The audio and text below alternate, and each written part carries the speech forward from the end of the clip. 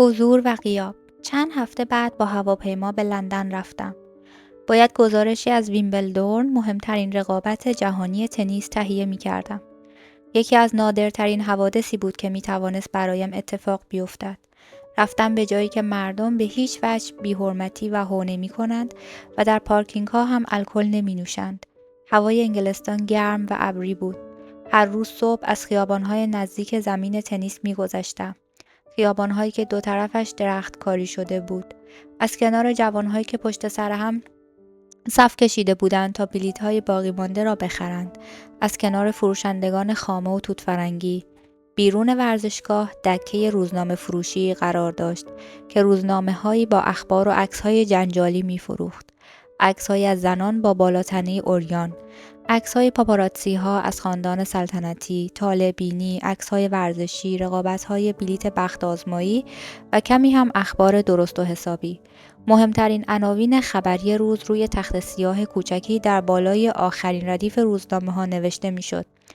عناوینی همچون اختلاف دایانا و چارلز و. مردم این دو روزنامه‌ها را روی دست می‌برند و شایعاتشان را تون تون برای هم تعریف می‌کنند.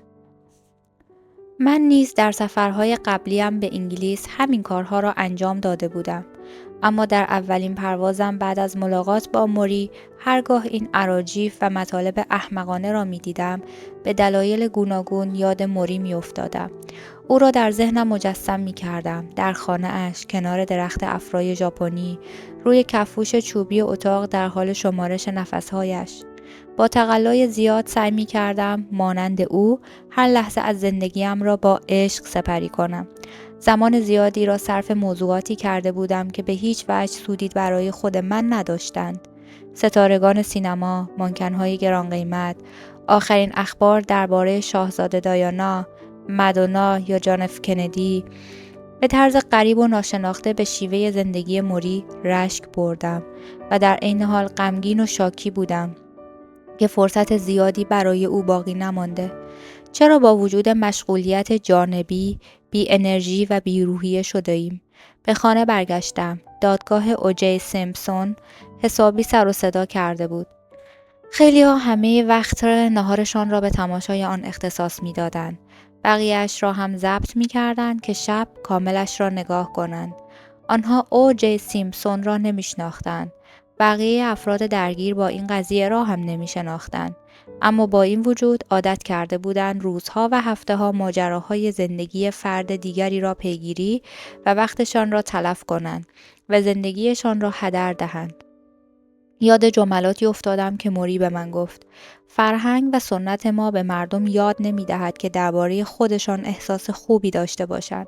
ما مطالب نادرست را در جامعه آموزش می دهیم. تو باید خیلی قوی باشی که بتونی سنت‌های غلط رو کنار بگذاری و روش خودت رو پیاده کنی. سنت خودت رو خلق کن. با عمل کردن به این گفته‌ها مدت‌ها پیش از ابتلا به بیماری LAS موری فرهنگ و سنت خاص خودش را داشت. عضویت در گروه‌های مباحثه، پیاده روی با دوستان و رقصیدن با آهنگ‌های دلخواه در کلیسای میدان هاروارد. او پروژه‌ای به نام گرین هاوس را آغاز کرده بود که در راستای رشد سلامت ذهنی افراد بی‌بضاعت فعالیت می‌کرد. برای یافتن ایده‌های نو برای کلاس‌هایش کتاب خواند، همکارانش را ملاقات کرد، ارتباطش را با شاگردان قدیمیش حفظ کرد و با دوستانی در اقصانقاط جهان نامه‌نگاری کرد. زمان بیشتری به غذا خوردن و مشاهده طبیعت اختصاص داد.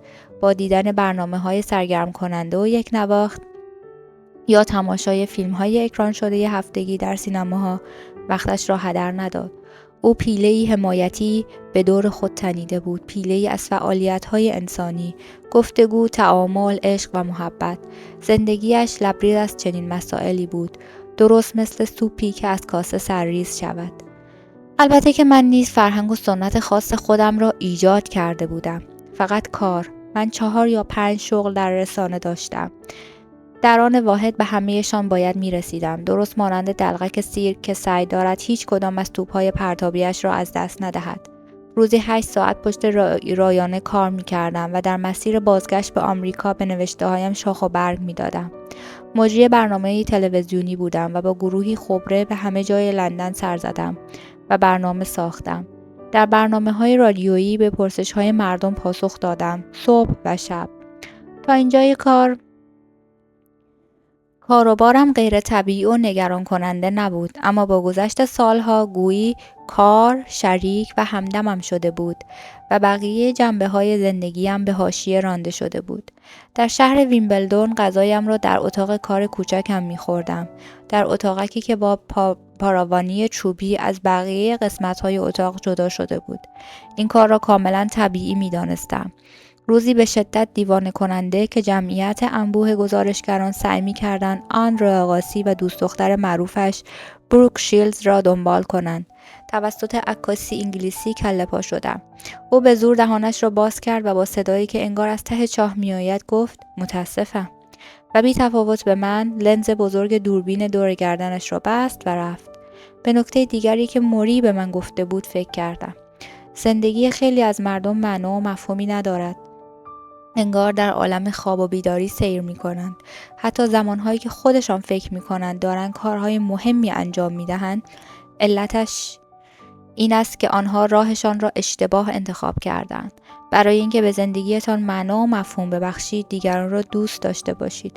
خودتان را وقف اطرافیانتان بکنید. خودتان را وقف خلق پدیده‌هایی بکنید که به شما انگیزه و مفهوم می دهند. فهمیدم حق با موری بوده. البته نه به این معنی که من در این باره کاری انجام داده باشم. بعد از پایان مسابقات قهرمانی و نوشیدن فنجان‌های متعدد قهوه، رایانه‌ام را خاموش و اتاقکم را مرتب کردم. بعد به آپارتمانم برگشتم تا وسایلم را جمع کنم. دیر وقت شده بود. تلویزیون برنامه‌ای نداشت جز برفک و تصاویر ناواضح. با هواپیما به دیترویت برگشتم. نزدیک غروب به آنجا رسیدم. خودم را تا خانه کشاندم و در جا خوابیدم. با شنیدن خبری تکان دهنده از خواب پریدم. اتحادیه‌های روزنامه‌نگارانی که برایشان کار می‌کردم اعتصاب کرده بودند. محل کارم تعطیل شده بود و جلوی در ورودیش اعتصاب کنندگانی ایستاده بودند که از ورود سایرین به داخل ساختمان جلوگیری می‌کردند. عده‌ای هم با دادن شعارهای پیاپی در خیابان راهپیمایی می‌کردند. از آنجایی که من هم یکی از اعضای اتحادیه بودم، هیچ حق انتخاب دیگری نداشتم. به یک باره، اولین بار در عمرم از کار بیکار شده بودم و درآمدی نداشتم و در جبهه مخالف کارفرمایانم قرار گرفته بودم. رهبران اتحادیه به منزلم تلفن زدند و مرا از هر گونه تماس با سردبیران سابق، با کسانی که اکثرشان دوستانم بودند، منع کردند و گفتند اگر آنها با من تماس گرفتند تا از وضعیتشان دفاع کنند، تلفنم را قطع کنم. سران اتحادیه مانند سربازان جنگی با صدای بلند هم قسم شده بودند. آنقدر می جنگیم تا پیروز شویم. افسرده و سردرگم بودم. اگرچه کار رادیو و تلویزیون جایگزین کاری به درد بخوری برایم بود، اما روزنامه نفس و شاهرگ حیاتی من بود. صبحها که می دیدم یکی از مقاله هایم در روزنامه چاپ شده، می فهمیدم هنوز زنده‌ام. ولی دیگر همه چیز تمام شده بود. اعتصاب کماکان ادامه داشت. روز اول، روز دوم، روز سوم. تلفن‌های نگران کننده و شایعاتی را می‌شنیدم که خبر از تداوم اعتصاب در چند ماه آینده می‌داد. همه چیز به هم ریخته بود. هر روز کلی اتفاقات ورزشی رخ میداد که می توانستم گزارششان کنم، اما به جای این کار در خانه می ماندم و آنها را از تلویزیون تماشا می کردم. به خودم قبولانده بودم که خوانندگان روزنامه هر یک به نوعی محتاج مقاله های من هستند، اما حالا سخت در عجب بودم. همه چیز بدون حضور من مثل سابق بود. یک هفته گذشت. عاقبت گوشی تلفن را برداشتم و شماره منزل موری را گرفتم. کانی او را کنار تلفن آورد. موری جمله‌ای گفت که بیشتر خبری بود تا پرسشی. میخوای بیای منو ببینی؟ خب بله، اما میتونم؟ سه‌شنبه چطوره؟ گفتم سه‌شنبه خیلی خوبه. سه‌شنبه عالیه. سال دوم دانشگاه. با موری 2 واحد دیگر برداشتم. گاهی خارج از ساعات کلاس همدیگر رو میبینیم و درباره موضوعات مختلف صحبت میکنیم. هرگز با آدم مسنی به غیر از افراد فامیل چنین ارتباطی نداشتم. اما اکنون از انجام دادن این کار راضیم. به نظرم موری هم از این دیدارها راضی است. زمانی که وارد اتاق کارش میشوم، شاداب و بشاش میپرسد امروز کجا همدیگر رو ببینیم؟ فصل بهار، زیر درخت بیرون ساختمان جامعه شناسی. فصل زمستان، کنار میز کار موری. من با گرمکن ورزشی خاکستری و کفش‌های کتانی آدیداس، موری با شلوار مخمل و کفش‌های راکپورت. هر دفعه که با هم صحبت می‌کنیم به حرف‌های بی ربط و پایان ناپذیرم گوش می‌دهد و سعی می‌کند به من درس زندگی بدهد. موری این آگاهی را به من می‌دهد که برخلاف دیدگاه خیلی از آدم‌های دانشگاه، پول مهمترین پدیده زندگی نیست. موری به من می‌گوید ضروری است که انسانی به تمام معنا باشم. درباره بیگانگی و انزجار خاص دوره جوانیم صحبت می‌کند. درباره ضرورت ارتباط و وابستگی با جامعه اطرافم. بعضی از حرفایش را میفهمم، بعضی‌هایش را نه. در هر حال فرقی به حال من نمی‌کند. این بحث‌ها فقط بهانه‌ای برای گفتگو با اوست. گفتگوهای پدرانه‌ای که نمی‌توانم با پدر خودم داشته باشم. پدری که آرزو داشت وکیل شوم. موری از وکیل جماعت بیزار است. میپرسد بعد از فارغ التحصیلیت میخوای چی کاره بشی؟ میگم میخوام نوازنده بشم، نوازنده پیانو. میگوید چه عالی، اما این یعنی یه زندگی خیلی سخت. میدونم، پر از دغل‌باز و کلاهبردار. از این مسئله ها خبر دارم. میگوید با وجود این اگر این واقعا رویای تو باشد، کاری خواهی کرد که رویایت به حقیقت بپیوندد. میخوام اون رو در آغوش بگیرم تا این حرفی که زده تشکر کنم. اما اونقدرها راحت و رها نیستم. در عوض فقط سرم رو تکون میدم. میگوید شرط میبندم که با کلی شور و هیجان پیانو بنوازی. میخندم. شور و هیجان؟ با خنده‌اش جواب خندم را میدهد. شور و هیجان؟ موضوع چیست؟ مگر در این اصطلاح چیزی را نمیفهمی؟ اولین سه‌شنبه. موضوع بحث جهان. کانی در را برایم باز کرد و مرا به داخل خانه هدایت کرد. موری روی صندلی چرخدارش کنار آشپزخانه نشسته بود. پیراهن نخی گشاد و شلوار گرمکن سیاهی به تن داشت که از پیراهنش گشادتر بود. لباسها برایش گشاد بودند زیرا عضلات پاهای لاغر و بیجانش تحلیل رفته بودند. می توانستی 2 دستت را دور رانهایش حلقه کنی و نوک انگشتانت را لمس کنی. اگر می توانست بایستد، قدش بیشتر از 1.5 متر نمی شد و احتمالاً شلوار جین شماره 6 اندازه‌اش بود. پاکت خرید قهوه‌ای رنگ را بالا گرفتم و با صدای بلند گفتم یه چیزایی برات آوردم. سر راهم از فرودگاه جلوی فروشگاهی توقف کرده چند تکه بوقلمون، سالاد سیب زمینی، سالاد ماکارونی و چند قطعه نان حلقه حلقه شده خریده بودم. میدانستم که در خانه‌اش کلی خوراکی دارد ولی میخواستم من هم در چیزی سهیم باشم. بسیار ناتوانتر از این بودم که جور دیگری به او کمک کنم. موری عاشق غذا بود.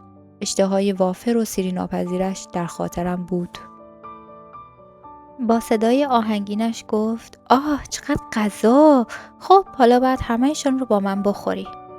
پشت میز آشپزخانه نشستیم، میزی با صندلی‌های حصیری و این بار بدون اینکه درباره اتفاقات این فاصله 16 ساله صحبت کنیم، یک راست روی آب‌های آشنایمان موج سواری کردیم.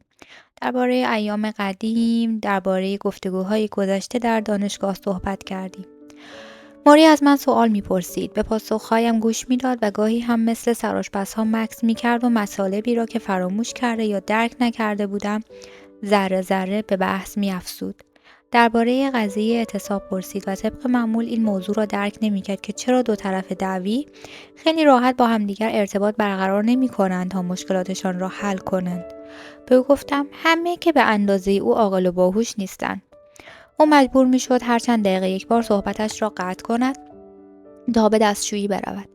دستشویی رفتن موری شامل یک سری مراحل مختلف وقتگیر بود. هل دادن صندلی چرخدارش به طرف توالت توسط کانی، بلند کردنش از روی صندلی توسط کانی و نگه داشتنش موقع ادرار کردن در لگن توالت باز هم توسط کانی. هر بار که موری از دستشویی برمیگشت خسته تر از دفعه پیش به نظر می رسید. موری گفت یادت به تد کاپل گفتم به زودی باید 1 نفر ما تحتم را بشوید؟ خندیدم. چنین لحظه‌ای فراموش شدنی نیست. خب فکر میکنم اون روز نزدیکه. همون چیزی که فکرم رو مشغول خودش کرده. گفتم چرا؟ چون اون کار نشونه بیشترین درجه وابستگی است. اما دارم روی این قضیه کار میکنم که بپذیرمش. دارم سعی میکنم از مراحل مختلف این کار لذت ببرم. لذت ببری؟ بله، بالاخره بعد از این همه سال دارم دوباره بچه میشم. خب، فقط اینطوری میشه به این قضیه نگاه کرد.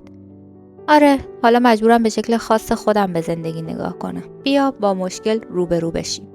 من نمیتونم به خرید برم، نمیتونم از حساب بانکیم پول بردارم، نمیتونم آشغال هام رو دور بندازم، اما میتونم اینجا بشینم و با اندک زمان باقی ماندم که رو به اتمام است به چیزهای بیاندیشم و بنگرم که به نظرم در زندگی مهمه. هم وقت انجام دادن این کار رو دارم، هم دلیلش رو و هم انگیزش رو. مردد و مشکوک به او گفتم: بنابراین حدس میزنم کلید یافتن معنای زندگی دور نریختن آشغال باشه. موری خندید و به این ترتیب خیالم راحت شد و شادمان نفس راحتی کشیدم. وقتی کانی داشت ظرف‌های غذا رو جمع می‌کرد و می‌برد، چشمم به یه سری روزنامه افتاد که معلوم بود پیش از اومدن من خونده شده بودن. پرسیدم: تو برای پیگیری اخبار جدید وقت می‌ذاری؟ موری گفت: البته. به نظرت عجیب غریبه؟ فکر می‌کنی که حالا که رو به موتم نباید از اتفاقات کنونی دنیا آگاه باشم؟ مردد گفتم: شاید. موری آهی کشید و گفت: شاید حق با تو باشه. شاید نباید برام مهم باشه. بالاخره من که دیگه نیستم تا ببینم عاقبت و نتیجه این همه اخبار چی میشه.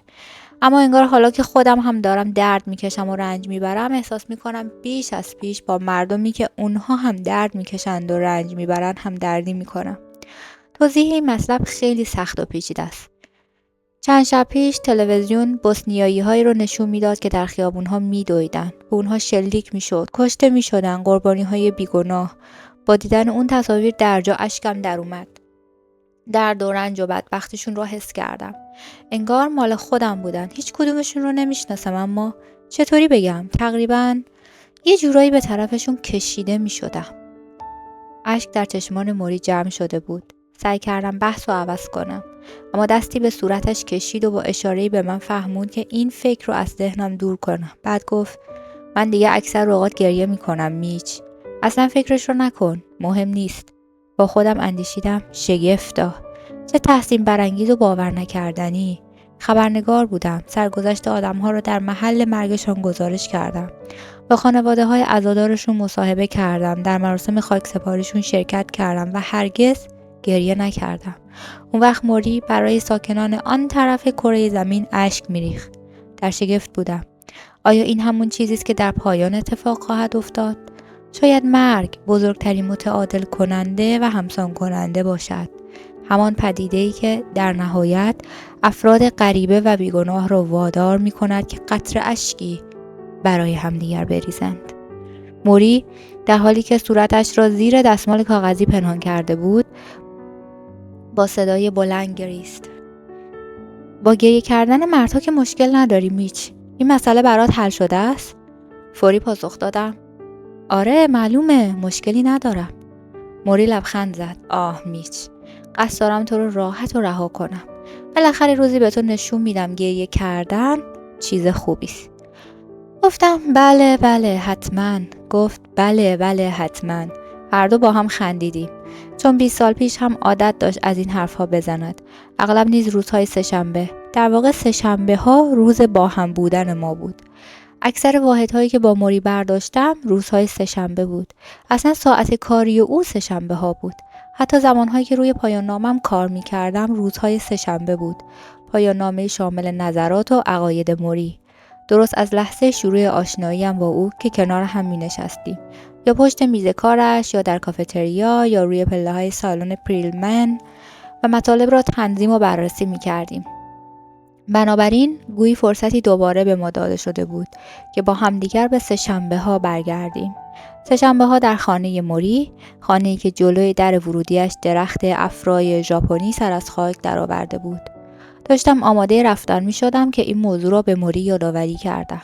گفت: ما سه‌شنبه‌ای ها هستیم. تکرار کردم: سه‌شنبه‌ای ها. موری لبخند زد. میچ، تو درباره توجه من به آدم‌ها پرسیدی. آدم‌هایی که حتی اونها رو نمیشناسم، اما میتونم بزرگترین دستاورد بیماریم رو به تو بگم. دستاوردی که دارم اون رو یاد میگیرم. اون چیه؟ مهمترین چیز در زندگی اینه که یاد بگیریم 1. چگونه امواج عشق را بیرون بفرستیم و 2. چگونه امواج عشق را پذیرا باشیم. موری زمزمه وار تکرار کرد. پذیرای امواج عشق باشیم.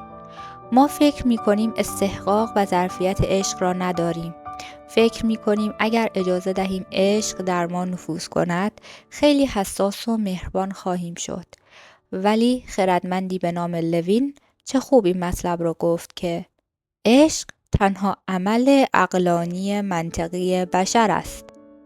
موری با دقت جمله لوین را تکرار کرد. روی هر کلمه مکث می کرد تا تأثیرگذار باشد. عشق تنها عمل عقلانی منطقی بشر است. مثل شاگرد خوبها سرم را به نشانه فهم مطلب تکان دادم و موری بیرمق بازدمش را بیرون داد. بالای سرش خم شدم تا در آغوش بگیرمش و بعد هرچند واقعا عادت همیشگیم نبود گونه‌اش را بوسیدم. دستان ناتوانش را روی بازوها و سایش تحریش زبرش را روی صورتم احساس کردم. زیر لب گفت پس سه‌شنبه آینده برمیگردی؟ موری وارد کلاس می شود، می نشیند و به هیچ وجه حرفی نمی زند. او ما را نگاه می کند و ما او را. ابتدا صدای خنده های از گوشه و کنار کلاس به گوش می رسد. اما موری با بی‌تفاوتی فقط شانه‌هایش را بالا می اندازد. در نهایت سکوتی عمیق همه جا را فرا می گیرد و ما تازه متوجه ضعیف‌ترین صداها می شویم. وزوز بیوقفه شوفاژ و تنفس صدادار یکی از دانشجوهای چاق. چند نفر معترض می شوند و دادشان در می آید. پس کی می خواهید حرف بزند؟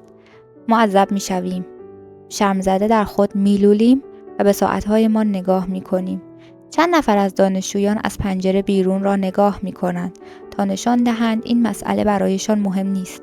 این سکوت دقیقاً 15 دقیقه طول می کشد و سرانجام موری با زمزمه زیر لبیش سکوت را می شکند و می گوید اینجا چه اتفاقی دارد می افتد؟ کم کم بحث داغ می شود.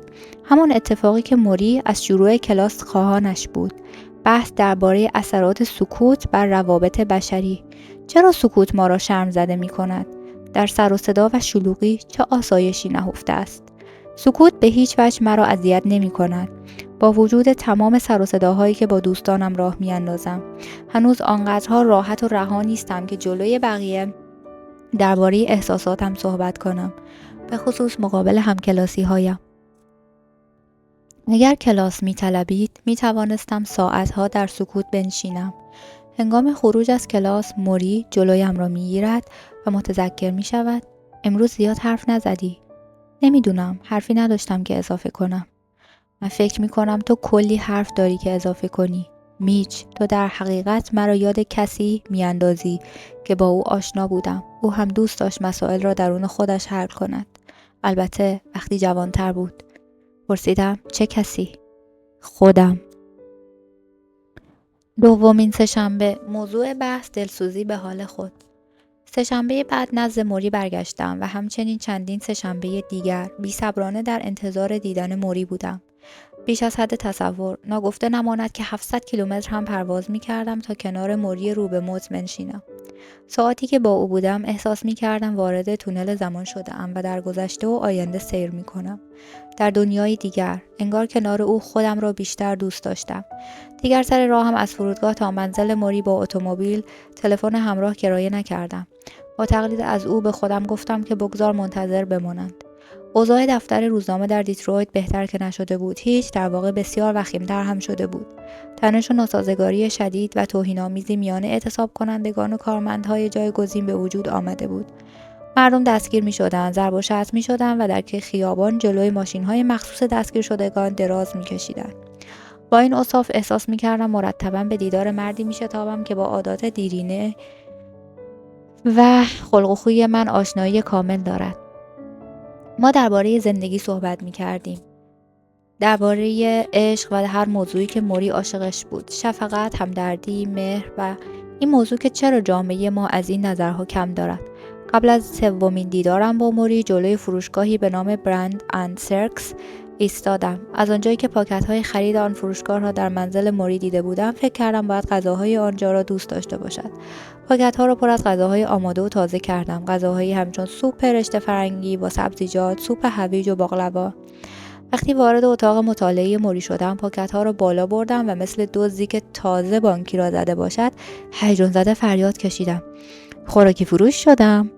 موری یک دور مردمک چشمانش را چرخاند و لبخند زد و در این اثنا من در پی یافتن علائم پیشرفته بیماریش بودم.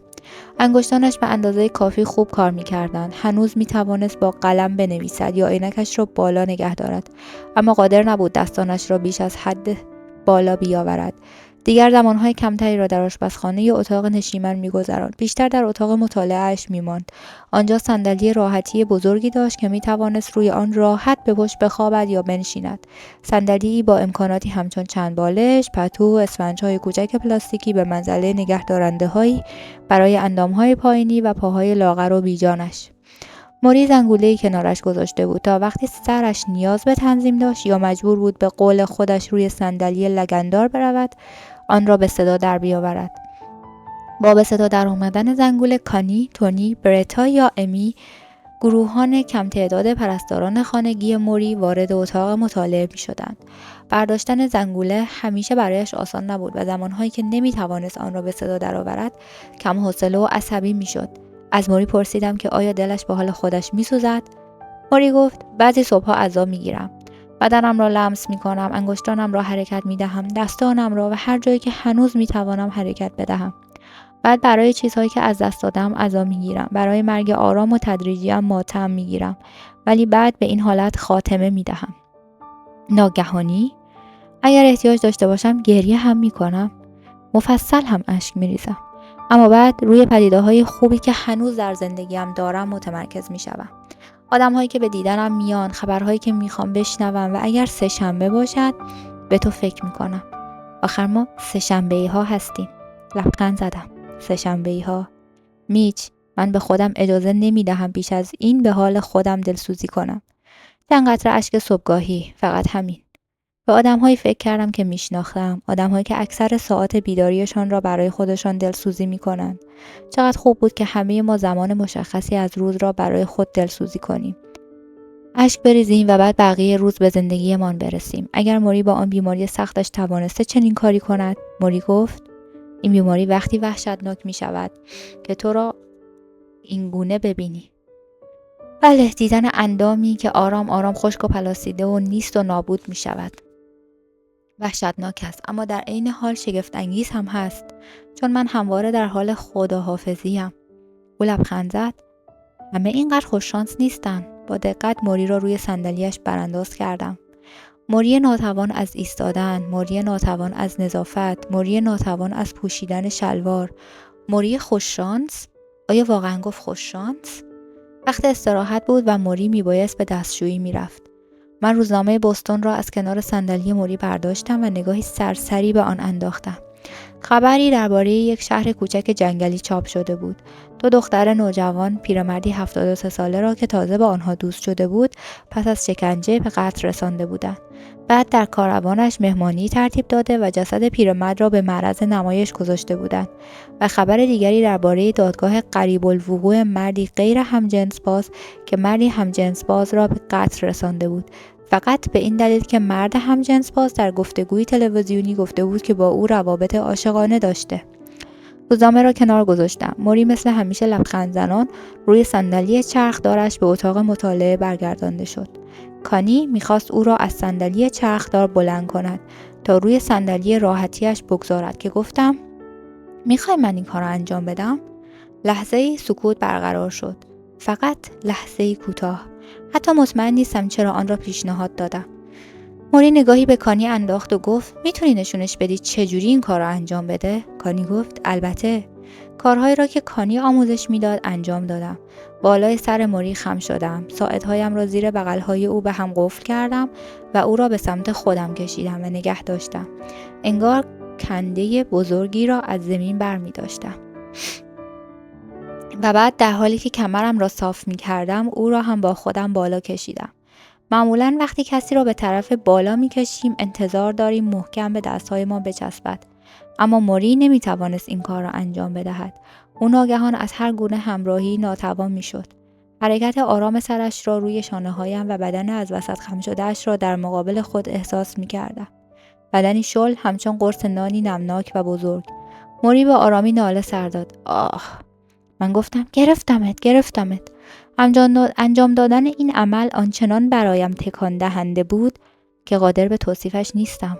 فقط میتوانم بگویم که بذرهای مرگ را درون جسم چروکیده و پژمرده موری احساس کردم و همچنان که او را روی صندلی راحتیش میگذاشتم و سرش را روی بالش ها تنظیم میکردم به بیروح ترین و سردترین کشف و شهودهایم دست یافتم. فرصت ما رو به پایان بود و من میبایست کاری انجام میدادم.